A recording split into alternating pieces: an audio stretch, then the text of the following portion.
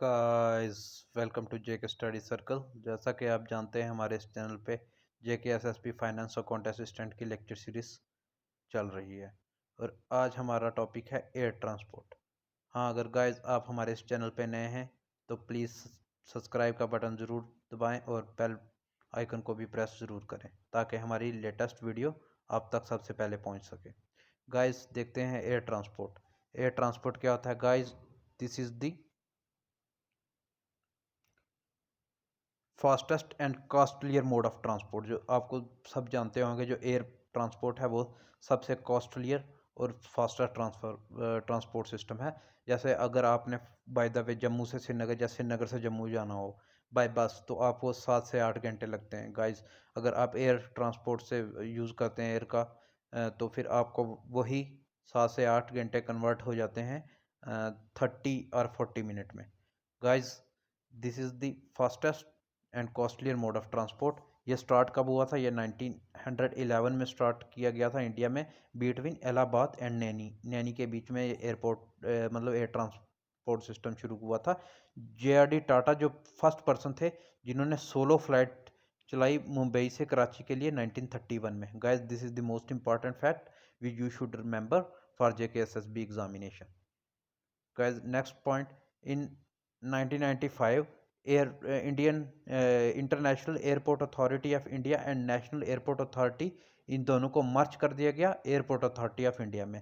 Guys, 1995 में क्या हुआ? ये दो बॉडीज थी पहले, कौन कौन सी? इंटरनेशनल एयरपोर्ट अथॉरिटी और नेशनल एयरपोर्ट अथॉरिटी। इंटरनेशनल और नेशनल एयरपोर्ट अथॉरिटी को मर्ज करके एक कंबाइन में एक अथॉरिटी बनाएगी जिसको हम बोलते हैं airport authority of India, AAI। ठीक है guys, airport authority of India ये कब बनी? 1995 में बनी। द अथॉरिटी मैनेजेस, ये क्या मैनेज करती है? सिविल एविएशन ट्रेनिंग कॉलेज जो कि इलाहाबाद में है, और national institute of aviation management research जो दिल्ली में है। गाइस, आपसे क्वेश्चन पूछा जा सकता है, बताइए सिविल एविएशन ट्रेनिंग कॉलेज कहाँ पे है? इलाहाबाद, नैनी, दिल्ली, कोलकाता। तो गाइस, सिविल एविएशन ट्रेनिंग जो कॉलेज है वो हमारा इलाहाबाद में है। गाइस, उसके बाद जो है हमारा national institute of aviation management जो है ये हमारा दिल्ली में है गाइस। ठीक है गाइस, उसके बाद हम देखते हैं next. Pawan Hans helicopter limited has providing helicopter support services to the petroleum sector. Pawan Hans helicopter limited ये एक कंपनी है जो कि सपोर्ट सर्विसेज मतलब हेलीकॉप्टर सपोर्ट सर्विसेज है, जो petroleum sector, ONGC, ODL etcetera को मतलब अपनी सर्विसेज प्रोवाइड करती है and provide services to certain state government की भी सर्विसेज को मतलब सर्विसेज प्रोवाइड करती है PSUs in the north eastern state. जो PSUs हैं हमारे, उनको भी यह सर्विस प्रोवाइड करती है। और नॉर्थ ईस्टर्न स्टेट जो है जहाँ पे ट्रांसपोर्ट सिस्टम मतलब इतना ज़्यादा डेवलप्ड नहीं है, वहाँ पे ये अपनी सर्विसेज देती है पवन हंस हेलीकॉप्टर लिमिटेड। अब गाइज, आप सोच रहे होंगे हमारे स्टेट में कैसे सर्विस देती है। गाइज, आप देखते हैं हमारे CM कभी कहीं का दौरा लगाते हैं तो उसके लिए हेलीकॉप्टर सर्विस प्रोवाइड होती है। वो कौन देता है? पवन हंस हेलीकॉप्टर लिमिटेड। गाइज, उसके बाद इनका नेशनलाइज्ड हुआ एयरपोर्ट ट्रांसपोर्ट एयरलाइंस। कब नेशनलाइज हुई? 1953 में नेशनलाइज हुई Indian airlines, manage by airport authority of India. इनको कौन मैनेज करता है? Airport authority of India. उसके बाद हर्ट्सफील्ड जैक्सन इंटरनेशनल एयरपोर्ट जो अटलांटा USA में है, ये बिजिएस्ट एयरपोर्ट ऑफ वर्ल्ड है। कौन सा? Hartsfield Jackson airport. Sorry guys. Indira Gandhi international airport ये जो है ये बिजिएस्ट है कहाँ पे? इंडिया में। वर्ल्ड में कौन है? हर्ट्सफील्ड जैक्सन एयरपोर्ट वर्ल्ड में बिजिएस्ट एयरपोर्ट है। इंदिरा गांधी इंटरनेशनल एयरपोर्ट जो है हमारा इंडिया में बिजिएस्ट है। और जो छत्रपति शिवाजी इंटरनेशनल एयरपोर्ट है जो मुंबई में है, वो सेकंड बिजिएस्ट एयरपोर्ट है इंडिया का। गाइज, ये था हमारा एयरवेज सिस्टम। अब हम पढ़ने जा रहे हैं अपना मतलब इस ट्रांसपोर्ट एंड कम्युनिकेशन का आखिरी टॉपिक, कम्युनिकेशन। अब गाइज देखते हैं कम्युनिकेशन क्या होता है। Communication system in India, modes of communication. हमारे पास दो मोड्स हैं कम्युनिकेशन के, एक है पर्सनल और एक है मास।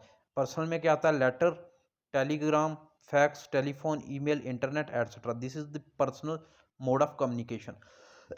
फिर गाइज उसके बाद मास। मास में क्या आता है? Radio, television, satellite, newspaper, books, magazine etcetera. ठीक है जो मतलब पेपर से रिलेटेड जो भी हैं या टेलीविज़न रेडियो है, ये हमारे मास में आते हैं गाइज। उसके बाद देखते हैं पोस्टल सिस्टम। ये postal system in India was introduced by Lord Clive. Lord Clive ने इसको इंट्रोड्यूस किया था 1766 में। It was further developed by Warren Hasting.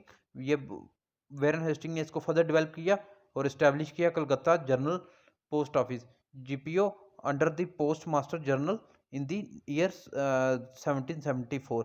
इन्होंने एक कलकत्ता में जनरल पोस्ट ऑफिस इस्टेब्लिश किया जो मैनेजर जनरल के अंडर होता था ईयर 1774 में। और उसके बाद क्या हुआ, in Bombay and Madras general post office come into existence 1786 and 1793। Bombay और मद्रास में कब ये जीपीओ एग्जिस्टेंस में आया, 1786 और 1793 के बीच। 1793 में और 1786 में आया था बॉम्बे में और 1793 में आया था मद्रास में। तो गाइस सबसे पहले जो आया था 1774 में आया था, ये कहाँ आया था, कलकत्ता में आया था। मतलब ये 3 प्रेसिडेंसीज होती थी, कलकत्ता, बॉम्बे और मद्रास, ब्रिटिश के टाइम में। ये मतलब ब्रिटिश के इंपॉर्टेंट सेंटर माने जाते थे बॉम्बे, मद्रास और कैलकटा। ठीक है, और इन्होंने अपनी जो कैपिटल रखी हुई थी उस टाइम कलकत्ता रखी हुई थी, इसलिए जो भी बड़ा काम होता था पहले कलकत्ता में ही होता था। ठीक है गाइज, उसके बाद देखते हैं the act of 1873 regulated the post office on a uniform basis to to unite the post office organisation throughout the 3 presidencies into one all India services. अब मतलब क्या किया इन्होंने, 1873 में मतलब पोस्ट ऑफिस को एक यूनिफॉर्म बेस देने की कोशिश की। इन्होंने क्या किया, इस पोस्ट ऑफिस ऑर्गेनाइजेशन को तीनों प्रेसिडेंसी में, अब जो इसके इसको किसके अंडर करना चाहा, इसको ऑल इंडिया सर्विसेज के अंडर करना चाहा। ठीक है गाइस, अब ऑल इंडिया सर्विसेज के एग्ज़ाम होंगे, उसी के थ्रू जीपीओ जो जनरल मैनेजर लगेंगे उस एग्ज़ाम के थ्रू ही इन प्रेसिडेंसीज में लगेंगे पोस्ट ऑफिस में। Post office of India was placed on the present administrative footing 150 year ago on October 1 1854। Post office India को कब प्लेस किया गया, प्रेजेंट एडमिनिस्ट्रेटिव जो अभी सिस्टम चल रहा है ये किया गया 1 अक्टूबर 1854 में। The statute presently governing postal services in country is the Indian post office act. ये किसके अंडर गवर्न करते हैं, इंडियन पोस्ट ऑफिस एक्ट 1898 के under guys. Beside providing postal communication facilities, the post office network also provided facilities for remittances of fund, banking, insurance services from latter half of the 19th century। अब उसके बाद क्या हुआ, half of the 19th century के बाद post office ने अब ये remittances, funds, banking system, insurance services भी देना स्टार्ट कर दी। गाइज अभी आप जानते होंगे आईपीपीबी के बारे में, Indian post payment bank. Guys अब ये तो बैंकिंग मतलब बिल्कुल बैंकिंग सेक्टर की तरफ भी मूव हो गया। अब इसमें भी आप अपना अकाउंट खुलवा सकते हैं इसमें आईपीपीबी में। तो इसमें भी बिल्कुल सेम आपका वैसे ही अकाउंट खुलेगा, आपको उसके मतलब आपको नेट बैंकिंग भी प्रोवाइड कराई जाती है गाइस। तो बिल्कुल जैसा बैंक फंक्शन करते हैं वैसे ही ये इंडियन पोस्ट पेमेंट बैंक भी फंक्शन करता है गाइस। फिर उसके बाद हम देखते हैं आगे, at the time of independence there were 23,300 post office of throughout the country. अब इंडिपेंडेंस के टाइम में क्या था, 23,300 ही पोस्ट ऑफिस हमारी कंट्री में थे। In March 2017 the country has 1,54,965 post office. अब मार्च 2017 का सर्वे है, हमारे कंट्री में 1,54,965 पोस्ट ऑफिस है, of which 1,39,067 are in rural area and 16,400 in urban area. Guys जो पोस्ट ऑफिस होते हैं वे मैक्सिमम जो होते हैं हमारे रूरल एरिया के लिए होते हैं। मतलब गवर्नमेंट सोचती है कि फाइनेंशियल इंक्लूजन हो, तो इसलिए वो जहाँ पे बैंकिंग सर्विसेज प्रोवाइड नहीं हो सकती गाँव में, वहाँ पे आपको पोस्ट ऑफिस देखने को मिल जाएंगे। As a result of 7th fold growth, India today has the largest postal network in the world. अब जो इंडिया है ये लार्जेस्ट पोस्टल नेटवर्क है वर्ल्ड का। फिर उसके बाद हम पढ़ते हैं रेडियो। रेडियो में क्या है, रेडियो ब्रॉडकास्टिंग कब स्टार्ट हुई, 1923 में हुई, ये by the radio club of Bombay, इसने स्टार्ट किया था। Government to control over radio broadcasting 1930। Government ने इसको अपने कंट्रोल में कब लिया, रेलवे ब्रॉडकास्टिंग को 1930 में, और इस्टेब्लिश किया Indian broadcasting system. All India radio was constituted in 1936। All India radio 1936 में बनाया and come in to known as Akashvani. अब इसको हम कब बोलते हैं? आकाशवाणी फ्रॉम 1957 से। अब over a period of time all India radio started broadcasting variety of programme related to information, education and entertainment. अब ऑल इंडिया रेडियो क्या करता है? ब्रॉडकास्ट करता है प्रोग्राम इन्फॉर्मेशन के रिलेटेड, एजुकेशन के रिलेटेड और इंटरटेनमेंट के related. Among all programme news bulletin were also broadcasted as specific occasion. अब इन प्रोग्राम के साथ साथ में न्यूज़ बुलेटिन भी स्पेशल ओकेजन पे जहाँ से प्रसारित किए जाते हैं। Like the session of parliament and the state legislature. जब हमारे देखो सेशन होते हैं पार्लियामेंट के या स्टेट लेजिस्लेचर के, तब यहाँ से हमारे बुलेटिन्स भी हमें प्रोवाइड कराती है all India radio. Telegraph and telephone services. अब टेलीग्राफ और टेलीफोन सर्विसेज के बारे में पढ़ते हैं। ये कब स्टार्ट हुई? The growing use of mobile phones has internet led to steep decline of usage of telegraph services। जैसे जैसे हमारा मोबाइल फ़ोन आया, अब देखो टेलीफोन, पहले लोगों ने हर घर में लैंडलाइन फ़ोन होते थे, ठीक है। तो गाइस जैसे ही हमारे वे सेल फोन्स आए तो इनका मतलब डिक्लाइन हो गई इनकी पोजीशन। मतलब ये पहले एक तरीके से अगर हाई ग्रोथ पे थे, तो ये एकदम से डिक्लाइन हो गए due to cell phones. In India the first telegraph that first telegraph message was transmitted live through electrical signal between Calcutta and Diamond Harbour. जो फर्स्ट टेलीग्राफ मैसेज ट्रांसमिट हुआ था वो कहाँ से कहाँ हुआ था? ये हुआ था कलकत्ता से डायमंड हार्बर के बीच में। डिस्टेंस कितना था? 50 किलोमीटर। 5 नवंबर 1850 में हुआ था। Was open for general public in 1855, और जनरल पब्लिक के लिए इसको ओपन कर दिया गया 1855 में। जो टेलीग्राम सर्विसेज थी ये स्टॉप हो चुकी थी इन इंडिया में जुलाई 2013 में। BSNL was suffering huge monetary loss, क्योंकि बीएसएनएल तब क्या कर रहा था? मतलब बहुत लॉस में चल रहा था। अब ये यहाँ देखते हैं क्या sorry 1850 first experiment electric telegraphy line in India, Calcutta to Diamond Harbour, जैसे मैं बता दिया। 1858 में 1851 में telegraph service open for British East India company use. 1851 में कंपनी के यूज के लिए इसको खोल दिया गया। 1853 में separate department open telegraph facilities open for public, और इसको 1850 में 53 में इसको ओपन कर दिया गया पब्लिक के लिए। 1854 में construction of 4000 mile of telegraph lines across the India, और 1854 में जो है कंस्ट्रक्शन की गई 4000 miles telegraph line across the India. फिर 1885 में क्या किया गया? इंडियन टेलीग्राफ एक्ट को लाया गया, कम इनटू फोर्स हुआ।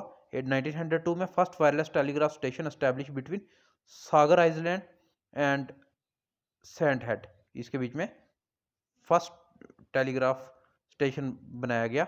इन 1927 में क्या किया? Radio telegraph system between UK and India, UK और इंडिया के बीच में टेलीग्राफ सिस्टम इस्टेब्लिश किया गया 1927 में। 1995 में इंटरनेट कम इनटू इंडिया, इसके बाद इंटरनेट आ गया और इनका डिक्लाइन होगी पोजीशन, ठीक है गाइज। फिर उसके बाद हम देखते हैं आगे television. Television first went on air in 1959 में। Television broadcasting has emerged effective audio visual medium disseminating information as well as educating masses.